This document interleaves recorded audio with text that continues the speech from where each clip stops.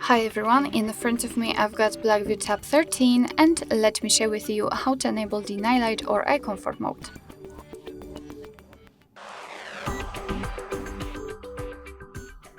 So let's start with the fastest way to turn on this mode. All we have to do is to unroll the top bar, unroll it fully, and here we have to find proper icon, which is right here, the nightlight.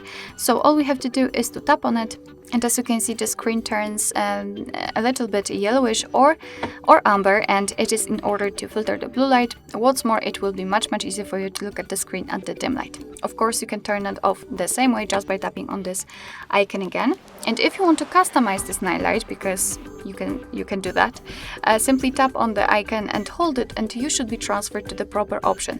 If not, no worries, I'd like to show you a full path of how to get into the nightlight option. So let's open the settings first of all.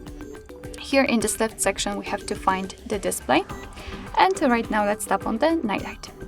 First of all, we have to turn it on, so just tap on the switcher, and as you can see, all we can do here is to set the kind of timer we can schedule the nightlight. So we can pick the start time and the end time, and of course after setting it, let's tap on OK, and let me pick maybe this one.